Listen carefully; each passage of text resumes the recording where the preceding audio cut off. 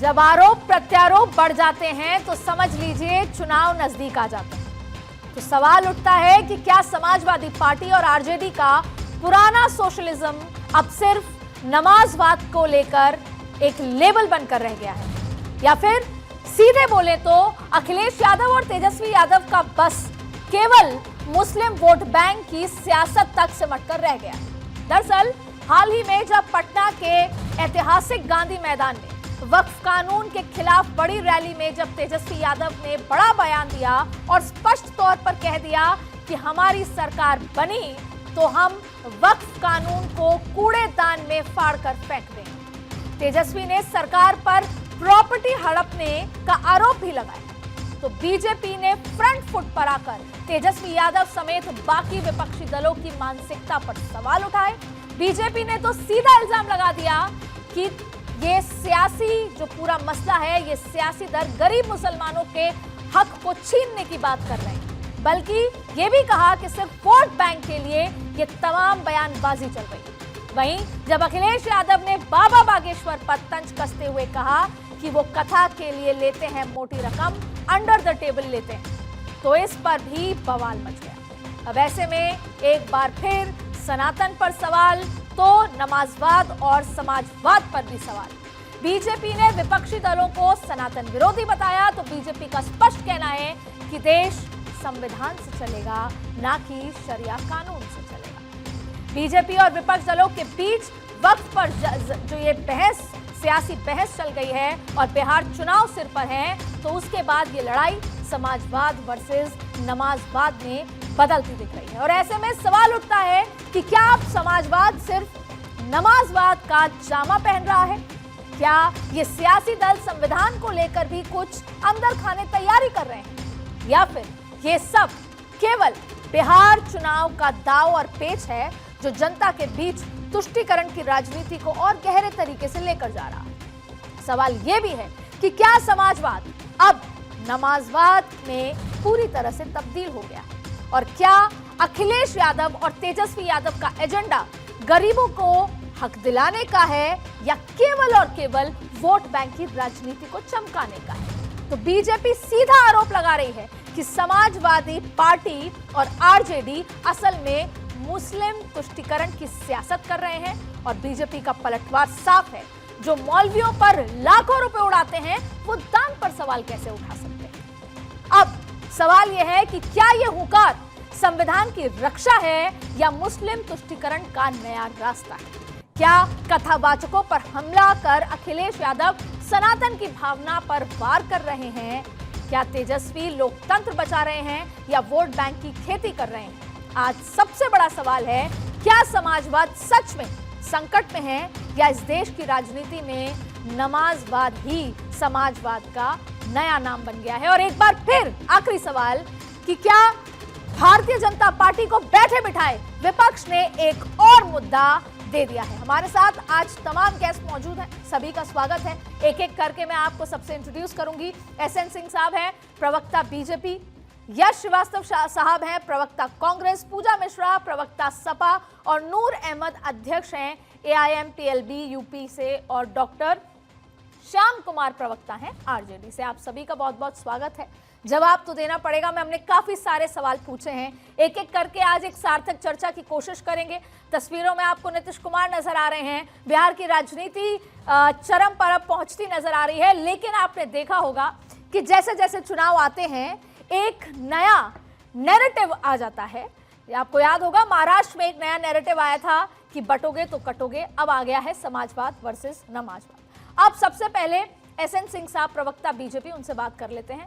आपने आरोप लगाया और एक बार फिर आपने समाजवाद वर्सेस नमाजवाद ये शुरू कर दिया है, तो आपको लगता है आप इस एजेंडे के साथ पूरा बिहार चुनाव निकालेंगे?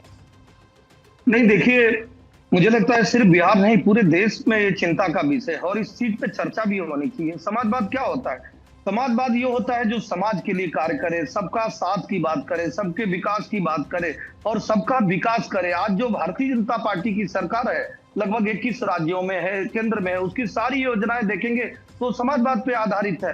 लेकिन नमाजवाद इसलिए कहा जा रहा है कि बहुत सारी जैसी समाजवादी पार्टी है, जैसे कांग्रेस है, आरजेडी, ये सिर्फ नमाजवाद के लिए कार्य करती है। उनकी बहुत सारी योजनाओं को आप देखेंगे तो समाजवाद के लिए कार्य नहीं करते, नमाजवाद के लिए कार्य करते हैं। समाजवादी पार्टी की सरकार उत्तर प्रदेश में आती है, भारत के संविधान को बदलने का कार्य करते हैं और जुम्मे की छुट्टी स्वर्गीय आदरणीय मुलायम सिंह जी घोषित कर देते हैं और कहते हैं कि 60% प्राइवेट रिजर्वेशन वो केवल मुस्लिम धर्म के लिए होगा।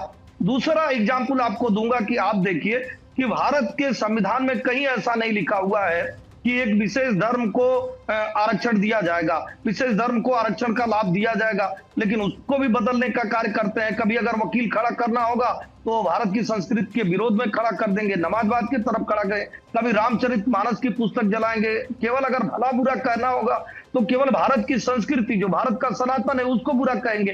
कभी एक बार भी तबलीगी जमात पर सवाल नहीं उठाएंगे, दूसरे धर्मों पर सवाल नहीं उठाएंगे। तो इसीलिए कहा जाता है कि समाजवाद वो होता है जो सबको लेकर चलता है। और लास्ट बात मैं कहूंगा अदिति जी कि आप बताइए, कुछ पार्टियां कभी कहेंगी कि भूरा बाल साफ कर दो और कुछ पार्टियां कहेंगी कि दलित समाज को गाली देंगी, बाबा साहब को भूमाफिया कहेंगी, जैसे समाजवादी पार्टी सरी के लोग हुए, कांग्रेस के लोग हुए। उसके बाद राजभर समाज को रात भर कहेंगे, कभी निषाद समाज को कहेंगे, जाट समाज को चवन्नी चाप कहेंगे, कभी राणा संगा के बहाने से राजपूत समाज को, और आप जो आज ब्राह्मण समाज को। तो मुझे लगता है इसी को नमाजवाद कहते हैं कि आप एक विशेष धर्म को खुश करने के लिए बाकी सभी धर्मों को अपमानित करिए, भारत के लोगों को अपमानित करिए और भारत की जो बहुसंख्यक वर्ग है उसको विभाजित करके एक विशेष धर्म को लाभ पहुंचाइए। आपके तमाम सवालों का जवाब ले लेते हैं। श्याम कुमार, प्रवक्ता आरजेडी, हमारे साथ मौजूद हैं। डॉक्टर साहब, आप पे आरोप है कि आप एक बार फिर किसी एक धर्म को, या यूं कहें कि मुस्लिम तुष्टीकरण कर रहे हैं बिहार चुनाव से पहले, और बाकी सारे जो आप सामाजिक बात करते हैं, आपने बाकी सारे समाज के, धर्म के, या यूं कहें कि जातियों के लोगों को दरकिनार करके केवल और केवल एक धर्म के लोग का साथ कर रहे हैं।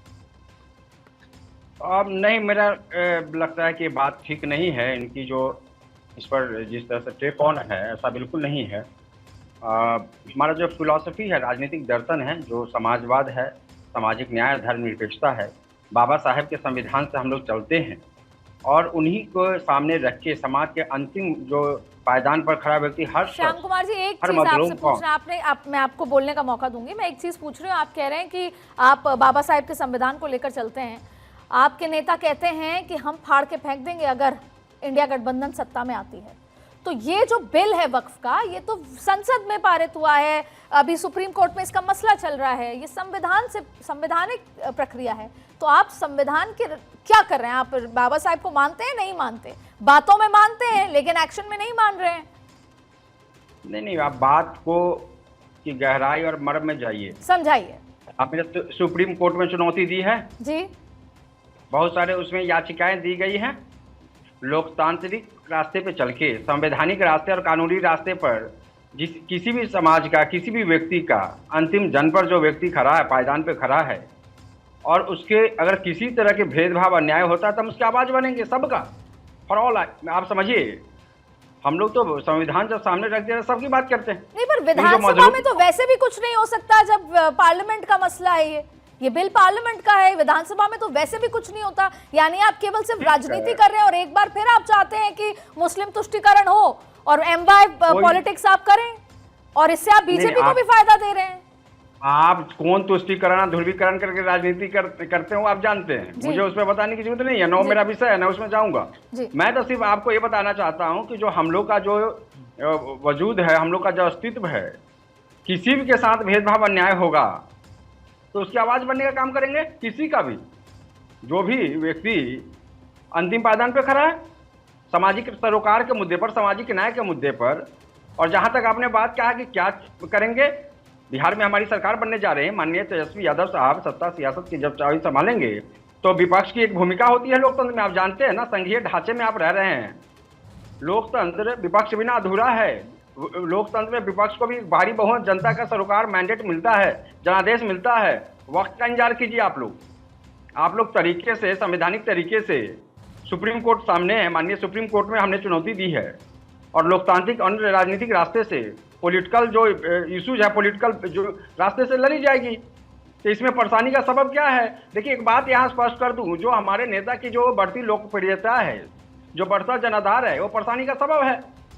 आप इस बात को पकड़िए ना, गहराई आप जानते हैं, आप अनुभवी पत्रकार है, इस बात को जानिए कि आखिर क्या वजह है कि जो बदहाल 20 साल की बिहार है, उसको खुशहाल बनाने का जो खाका युवा नेता तेजस्वी यादव ने सौंपा है, वो परेशानी बनी हुई है। श्याम कुमार जी, मैं आपसे आपका जवाब लेती हूँ, लेकिन एक बार नूर अहमद साहब के पास जाते हैं। उसके बाद आपने जो कहा है मैं एक बार वापस आऊंगी आपके पास। नूर अहमद साहब, एक बार फिर नमाजवाद जैसा शब्द जो है चर्चा में आ चुका है, वक्फ बिल चर्चा में आ चुका है। जाहिर तौर पे मैं महाराष्ट्र का एग्जाम्पल दूंगी, तब भी भारतीय जनता पार्टी ने कहा तब बटोगे तो कटोगे, और फिर उसके बाद माइक्रो मैनेजमेंट किया और एससी वोट बैंक को भी साधा, हिंदुत्व और जो धर्मनिरपेक्षता के लिहाज से भी चीजों को साधा। एक बार फिर बिहार चुनाव में ये सब आ रहा है। आप इस पूरे मसले को कैसे देखते हैं और असल में वक्फ बिल को कैसे आप हैंडल, आपका जो समाज है वो कैसे देखना चाहता है? क्या राजनीतिक लिहाज से ही, या इसको अलग तरीके से ट्रीट किया जाना चाहिए? देखिए, जनता ने भारतीय जनता पार्टी से ये उम्मीद लगाई थी कि ये हमें 15 लाख रुपए देंगे। जनता ने ये उम्मीद लगाई थी कि हमें बुलेट ट्रेन देंगे। जनता ने ये उम्मीद लगाई थी कि ये गुंडागर्दी से देश को मुक्त करेंगे। लेकिन इन्होंने गुंडे तैयार किए हैं, मवाली तैयार किए हैं। अब इनके पास देश को बताने के लिए, देश को बचाने के लिए कोई प्रावधान नहीं है, कोई रास्ता नहीं है, कोई तरीका नहीं है, कुछ बताने के पास में नहीं है। तो ये ऐसी बातें लेकर के आ रहे हैं। पहले उन्होंने कहा बटोगे तो कटोगे, 80 और 20 और पता नहीं कहां से कौन सी बातें ला के हिंदू मुसलमानों में नफरतें पैदा करने वाली बातें ही करते रहे। ये इनकी आदत है और मुझे यकीन है कि जनता इनके बहकावे पर नहीं आएगी। दूसरी बात यह है कि वक्फ जो है, वक्फ संपत्ति जो है, वो हमारा हक है, हमारा अधिकार है। वो उस पर जो भारतीय जनता पार्टी ने बिल के जरिए जो डाका डाला है, वो इंशाल्लाह सुप्रीम कोर्ट के जरिए हमें उससे अमन मिलेगा। और अहमद साहब, एक बात और समझाइए हमारे दर्शकों को। वक्फ मतलब दान। ये बीजेपी ने और खासतौर पर उनके प्रवक्ता ने इस बात का आप पे आरोप लगाया है कि आप दान ले तो लेते हैं, लेकिन फिर जो मौलवी हैं वो अपने पास रख लेते हैं। तो ये पूरा एक नेक्सस बताते हुए कहा है कि हम गरीब मुसलमानों की मदद करना चाहते हैं। हमने ट्रिपल तलाक करके जो बेबस महिलाएं हैं उनकी मदद की है, और अब गरीब मुसलमानों की करना चाहते हैं। जो मठाधीश हैं, जो मौलवी हैं, वो नहीं चाहते कि गरीब मुसलमानों की मदद हो। तो आप सीधे सीधे आपके थॉट प्रोसेस को भी चैलेंज कर रहे हैं वो। देखिए वक्फ जो वक्फ बिल है ना, जो वक्फ बिल आया है, वक्फ बोर्ड है जो उसके जी, वक्फ बोर्ड मौलवियों के हाथ में नहीं है। अगर मौलवियों के हाथ में, पर बहुत सारा रिप्रेजेंटेशन है सर। सुन तो ले। वक्फ जो है, वक्फ संपत्तियां जो वक्फ बोर्ड की शक्ल में जो है, वो सरकारों के अंडर कस्टडी में, सरकारों की देखरेख में, सरकारें ही उसमें डाका आदमी करवा रही हैं। सरकारों ने अपने मतलब के वहां चेयरमैन रख रखे हैं। सरकार जो चाहती है वो वक्फ बोर्ड में करती है। मौलवियों का कोई अधिकार नहीं है वहां, सिर्फ नाम है। इसके बावजूद कहा तो यही जाता है ना कि बड़े पदों पे मौलवी मौजूद रहते हैं और मौलवियों के हिसाब से कहाँ है वक्फ बोर्ड में? बताया कोई, बता दे 2-3 मौलवी, कोई हमें बता दे किसी भी प्रदेश में, चाहे वो भाजपा की सरकार हो या कांग्रेस की हो या कोई और सरकार नहीं हो, वक्फ बोर्ड का चेयरमैन मौलवी कब रहा? वक्फ बोर्ड के चेयरमैन तो वही रहे जो सरकारों के, जो मौजूदा सरकारों के चाटुकार रहे। आप बताएं, 21-22 साल हो गए हैं जफर अहमद फारूकी को उत्तर प्रदेश में चेयरमैन बने हुए। वो बसपा में भी थे, सपा में भी थे, भाजपा में भी। पर आप ये मानते हैं ना कि घोटाला है? आप ये मानते हैं ना कि इसका डिस्ट्रीब्यूशन जैसा होना चाहिए वो नहीं हो रहा है, और सरकार उसको दुरुस्त करना चाहती है। जिस मकसद के लिए वक्फ बोर्ड वजूद में आया, उस मकसद से हटा हुआ है। बिल्कुल ठीक है, बिल्कुल आपने कहा जिस मकसद के लिए आया। पूजा मिश्रा जी, प्रवक्ता सपा, उनसे बात कर लेते हैं। पूजा जी, एक बार फिर अखिलेश जी ने सनातन धर्म पे सवाल उठाया है। ऐसा क्यों बार बार करते हैं अखिलेश जी? क्योंकि बीजेपी आरोप लगा रही है कि आप मौलवियों को तो भर भर के पैसा देते हैं, लेकिन जहां पर बात सनातन की, पुजारियों की, पंडितों की होती है, आप उन पर पैसे का आरोप और तमाम तरीके के आरोप लगा देते हैं। राजनीति तुष्टिकरण प्रश्न नहीं उठाया है। आप ये बताइए कि धीरेन्द्र शास्त्री या जो है आशाराम बापू भी जैसे, तो ऐसे लोग के ऊपर प्रश्न करने के सनातन है? तो सनातन है नहीं। सनातन एक व्यक्ति के ऊपर प्रश्न उठाया है, और व्यक्ति को प्रश्न उठाने का अधिकार हमें संविधान देता है। और अगर आपको लगता है कि वो पैसे नहीं लेते, फ्री में करते करते हैं या सनातन धर्म का प्रचार करते हैं, तो अदिति जी आप करा दीजिए उनका कार्यक्रम। ये आप कैसे कह सकते हैं कि वो अंडर द टेबल पैसे लेते हैं? भाई वो जिस कार्यक्रम में जाते हैं वहां पे जो ऑर्गेनाइजर्स हैं वो कार्यक्रम को करते हैं। और एक और बात है पूजा जी, क्या ये इसलिए उठाया गया है सवाल क्योंकि बिहार चुनाव है और धीरेन्द्र शास्त्री ने बिहार में ही ये कहा था कि हिंदू राष्ट्र की मांग करता हूं मैं, इस वजह से उनको टारगेट किया गया अखिलेश यादव द्वारा? जी ये बताइए कि जब हमारा संविधान जो है सेकुलरिज्म की बात करता है तो आप हिंदू राष्ट्र की बात कैसे कर सकते हैं? जब हमारा संविधान जिस चीज को बात कर रहे हैं तो संविधान के अगेंस्ट बात कर रहे हैं, और इसलिए हम प्रश्न उठा रहे हैं क्योंकि बिहार का चुनाव ये काम जो है भाजपा का है। भाजपा के प्रवक्ता कह रहे थे कि ये जो है मौलवियों को देंगे पैसे या इनको नहीं देंगे, इनको इस समय हॉलीडे किया हुआ था। इनसे पूछिएगा कि बाबा परशुराम जी की जयंती पे किसने हॉलीडे अनाउंस किया? समाजवादी पार्टी ने अनाउंस किया होता, और जब इनकी सरकार बनती है सबसे पहला काम करते हैं कि परशुराम जयंती की जो हॉलीडे होती है उसको बंद कर देते हैं। अरे मैं आपसे सवाल कुछ और पूछ रही हूँ पूजा जी, मैं पूछ रही हूँ धीरेन्द्र शास्त्री पर आरोप लगाने के पीछे का मकसद क्या है? बोला जा रहा है, आरोप थोड़ा लगाया जा रहा है, मकसद तो क्या है? अगर फैक्ट बोलने में मकसद क्या चाहता है अदिति जी? फैक्ट बोला जा रहा है, और अगर आपको डाउट है तो आप क्रॉस चेक कर लीजिए। अगर उनको आपत्ति हो धीरेन्द्र शास्त्री जी को तो वो भी करा दे, जितने भी है मैं कहती मेरे घर पे आके करा दे, पूजा अर्चना जो है गीता पाठ करा दे या श्रीमद भगवत कथा कह दे, बिल्कुल स्वागत है भाई। हम जिस अनुसार रहेंगे हमारी क्षमता आपको दर्शन दे देंगे।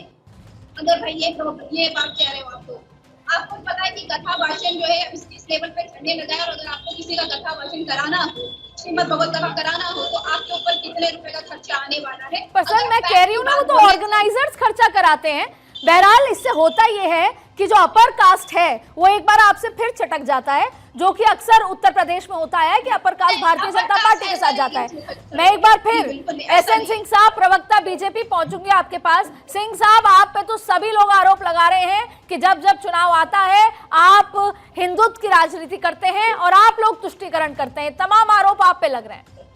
नहीं, आप देखिए ना, दो चीजें भाई, कोई भी कानून कहाँ बना है? संसद के दायरे में बना है, संविधान के दायरे में बना, और संसद में बने हुए कानून को आप कैसे चुनौती दे सकते हैं? कैसे इस तरह की बात कर सकते हैं? सिंह साहब आप तो ये बताइए, सिंह साहब दिल्ली का चुनाव आया तो प्रधानमंत्री जी ने भारतीय जनता पार्टी कार्यालय में वक्फ का जिक्र किया। जब वो उससे पहले जीत कर आए उन्होंने वक्फ का एक जिक्र किया, पता था। और दिल्ली के चुनाव में भी कहीं ना कहीं हिंदू मुस्लिम तुष्टीकरण हुआ, पोलराइजेशन हुआ। वही हुआ हरियाणा में, वही हुआ महाराष्ट्र में। तो क्या बिहार में भी भारतीय जनता पार्टी विकास की बात नहीं करेगी? प्रधानमंत्री नरेंद्र मोदी विकास के एजेंडे का जिक्र करते हैं, सबका साथ सबका विकास का जिक्र करते हैं, लेकिन यहाँ पर एक बार फिर क्यों धर्मनिरपेक्षता और ये पोलराइजेशन का जिक्र हो रहा है? विकास की बात अभी तक क्यों नहीं आई है? क्यों आपने नमाजबाद जैसा टैग दे दिया है?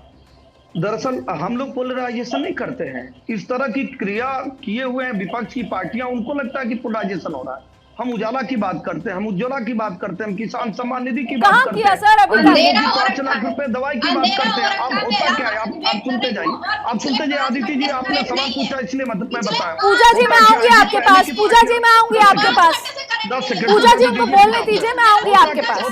10 सेकंड दीजिए। मैं कह रहा हूँ कि भाई आपने एक कानून बना रखा था कि देश में 2 विधान। पूजा जी रुकिएगा, मैं आऊंगी आपके पास। खुश करने के लिए आपने कहा कि 370 लागू रहेगा, वो हमारे एजेंडे में लास्ट में था। हमने विकास के कार्य किए और 370 को भी समाप्त किया। हम जब महिला सशक्तिकरण का कार्य कर रहे थे तो जो आपका एजेंडा था कि मुस्लिम महिलाओं को सता कर रखना, दबा के रखना, हमने कानून लिया। आपको लगा कि हम इस तरह के एजेंडे को चला रहे हैं। अब जो है मैं कह रहा हूँ वक्त पहले भी था, आज भी है। पहले भी मुस्लिम उसमें थे, आज भी है। पहले भी मुस्लिम उसको दान करते थे, आज भी है। लेकिन वो जो लाठी वाला था ना, जहां भी चाहूं लाठी गाड़ दूं, जहां भी चाहूं उंगली रख दूं, वो नहीं चला। तो यश श्रीवास्तव जी से भी जवाब ले लेते हैं, समय कम है। यश श्रीवास्तव जी, प्रवक्ता कांग्रेस, आप भारतीय जनता पार्टी कह रही है कि हम तो विकास की बात करेंगे। अब जब जाएंगे और तुष्टीकरण की बात तो दूसरे विपक्षी दल करते हैं जिसमें कांग्रेस भी है। अदिति जी, लगभग 17 मिनट हो गए ये प्रोग्राम चालू हुए, तो मैं बीजेपी वालों को सुन के बोर हो गया हूँ। प्लीज रिपीट कीजिए। समाजवादी पार्टी भी हमारे साथ यहाँ पर बैठी है। बहुत लंबा सुनना पड़ेगा अखिलेश जी का। अगर आप बोर हो जा रहे हैं बीजेपी को सुन रहे, सिंह साहब एक बार बोलने नहीं देते हैं यश जी को। सिंह साहब आप तो 2 बार बोल चुके हैं। और बीजेपी को सुन ये कोई कहा पर्सनल टिप्पणी करने के लिए? यश जी आप बोलिए। दिया, मैंने SMS किया। इनको म्यूट कीजिए तब तो मैं बोलूं। सिंह साहब एक बार यश जी को सुन लेते हैं। यश जी बताइए। रुकना नहीं जानते, यही तकलीफ है इनकी। तो समाजवादी पार्टी के भी तरफ से हमारे साथी बैठे हुए हैं, उन्हें बधाई। आज अखिलेश यादव जी का जन्मदिन है। देखिए, धर्म और पाखंड की जो बात होती है तो बहुत विचित्र बात है कि आपको मौलवियों की आय के स्रोत पर सवाल है, सब कुछ है, लेकिन धीरेन्द्र शास्त्री के ऑर्गेनाइजर का नाम हम नहीं जानते, आरएसएस के आय के स्रोत हम नहीं जानते, उसका पंजीकरण तक नहीं जानते। और ये सब लोग अपने आप को हिंदू हिंदू चिल्लाते हैं, लेकिन बाकी सब हिंदुओं से अपने आप को अलग मानते हैं, क्योंकि देश का बाकी हर हिंदू अपनी आय का स्रोत बताता है, खर्चे का तरीका बताता है, ये नहीं बताते। ये आपके पहले सवाल का जवाब है। दूसरी बात, धीरेन्द्र शास्त्री वो व्यक्ति है जिसने कुंभ में मारे हुए लोगों को कहा था कि भैया उन्हें तो खुश होना चाहिए, उन्हें मोक्ष मिला है, जबकि वो खुद भी उसी कुंभ में होके आया, खुद उसको मोक्ष का कोई लालच नहीं है। कमाल की बात। तो नमाजवाद जो शब्द है वो अपने आप में असंवैधानिक है। हमारा संविधान हर धर्म को बराबर मानता है। संवैधानिक असंवैधानिक क्या है? असंवैधानिक तो वक्फ बिल के प्रोसेस में था। संवैधानिक है वक्फ बिल में जो दृष्टि बीच में मत बोलिए, हिंदुओं को बीच में मत बोलिए, एहसन सिंह बीच में मत बोलिए, फिर मैं आपके बीच में भी बोलूंगा। जवाब दीजिए। राहुल गांधी अदिति जी, आपकी जिम्मेदारी है, फिर मैं इनको भी नहीं बोलने दूंगा। संवैधानिक है। देखिए, समय कम था, आप सभी से मैंने बातचीत करी। देखिए, संवैधानिक क्या है, असंवैधानिक क्या है, पॉलिटिकल पार्टियां अपने अपने हिसाब से जो है बयान देती हैं, अपने अपने हिसाब से चुनाव आता है और चुनाव के दौरान अपने अपने नैरेटिव तय करती हैं, लेकिन असल में तय करना है जनता को।